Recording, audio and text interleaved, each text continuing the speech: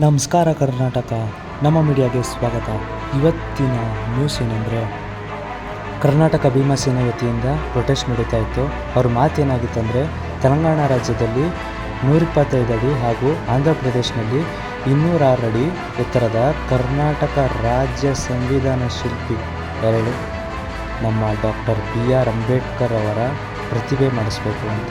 ಕರ್ನಾಟಕದಲ್ಲಿ ಹಾಕಿಲ್ಲ, ಕರ್ನಾಟಕದಲ್ಲಿ 250 ಅಡಿ ಎತ್ತರದ ಪ್ರತಿಮೆ ಎಲ್ಲೆಡೆ ಲಾಲ್ಬಾಗಲ್ಲಿ ಅವ್ರ ಪ್ರತಿಭೆ ಬರಬೇಕು ಅಂತ ಕೋರಿ ಹೋರಾಟ ಮಾಡ್ತಿದ್ದಾರೆ.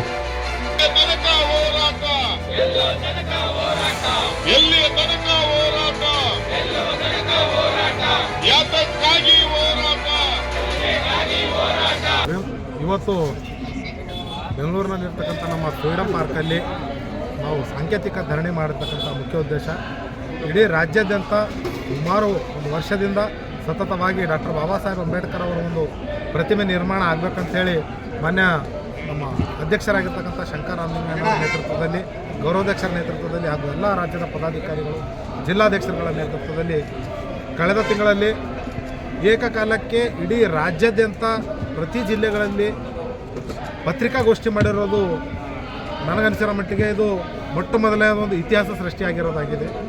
ಇವತ್ತು ಕಾಂಗ್ರೆಸ್ ಸರ್ಕಾರ ಅಧಿಕಾರಕ್ಕೆ ಬರೋಕ್ಕೆ ಮುಖ್ಯ ಕಾರಣಭೂತರಾಗಿರ್ತಕ್ಕಂಥವ್ರೆ ದಲಿತರ, ಮೈನಾರಿಟಿ, OBCಗಳ ಒಂದು ಮತಗಳಿಂದ. ಇವತ್ತು ನಾವು ಇಲ್ಲಿ ಸಾಂಕೇತಿಕ ಧರಣಿಯೂ ಮಾಡಬಾರ್ದು. ಯಾಕಂತಂದರೆ ಬಾಬಾ ಸಾಹೇಬರ ವಿಚಾರಧಾರೆಗಳನ್ನು ಇಟ್ಕೊಂಡು ಇವತ್ತು ಕಾಂಗ್ರೆಸ್ ಪಕ್ಷ ಬಂದುಬಿಟ್ಟು ನಾವು ದಲಿತರ ಪರವಾಗಿದ್ದೀವಿ ಅಂತ ಹೇಳ್ತಾರೆ.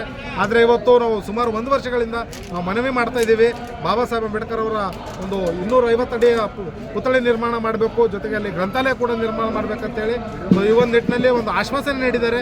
ಸಂಬಂಧಪಟ್ಟ ಸಚಿವರು ಮತ್ತು ಅಧಿಕಾರಿಗಳೆಲ್ಲ ಒಂದು ಆಶ್ವಾಸನೆ ನೀಡಿದ್ದಾರೆ. ಆ ಆಶ್ವಾಸನೆ ಆಗಿರ್ಬೋದು, ಅದು ಕಾರ್ಯರೂಪಕ್ಕೆ ಬರಬೇಕಂತೇಳಿ ಇವತ್ತೊಂದು ಸಾಂಕೇತಿಕ ಧರಣಿ ಮಾಡ್ತಾ ಇದ್ದೀವಿ. ನಾಳೆ ನಾಡಿದ್ದೇನು ಬಜೆಟ್ ಮಂಡನೆ ಮಾಡ್ತಾ ಇದ್ದಾರೆ. ಅದರಲ್ಲಿ ವಿಶೇಷವಾಗಿ ಬಾಬಾ ಸಾಹೇಬ್ ಅಂಬೇಡ್ಕರ್ ಅವರ ಒಂದು ಈ ಪುತ್ಥಳಿ ನಿರ್ಮಾಣಕ್ಕೆ ಅವರು ಬಜೆಟ್ ಸಂಪೂರ್ಣವಾಗಿ ಘೋಷಿಸಬೇಕಂತೇಳಿ ನಾವು ಒತ್ತಾಯಿಸ್ತಾ ಇದ್ದೀವಿ. ಒಂದು ವೇಳೆ ವಿಳಂಬ ಮಾಡದಲ್ಲಿ ಅಥವಾ ಘೋಷಣೆ ಮಾಡದಿದ್ದಲ್ಲಿ ಇಡೀ ರಾಜ್ಯಾದ್ಯಂತ ಈ ಕೇಂದ್ರ ಸರ್ಕಾರ ಆಗಿರ್ಬೋದು, ರಾಜ್ಯ ಸರ್ಕಾರ ಆಗಿರ್ಬೋದು, ಯಾರೇ ಆಗಿರಲಿ ಬಾಬಾ ಸಾಹೇಬರನ್ನ ಕಡೆಗಣಿಸಿದಾಗ ಮಾಡಿದಾಗ ನಾವು ಅವ್ರ ವಿರುದ್ಧ ಧ್ವನಿ ಎತ್ತುತ್ತೀವಿ.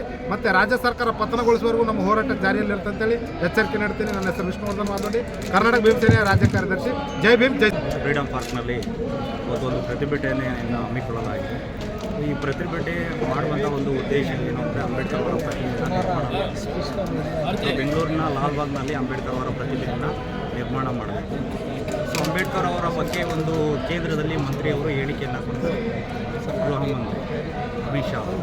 ಆ ಹೇಳಿಕೆಯನ್ನು ಕುರಿತು ಕೂಡ ಕಾಂಗ್ರೆಸ್ ಸರ್ಕಾರ ಅಧಿವೇಶನದಲ್ಲಿ ಅಂಬೇಡ್ಕರ್ ಅವರ ಫೋಟೋವನ್ನು ಇಟ್ಟು ಅಂಬೇಡ್ಕರ್ ಅವರಿಗೆ ಗೌರವವನ್ನು ಸಲ್ಲಿಸಿದೆ.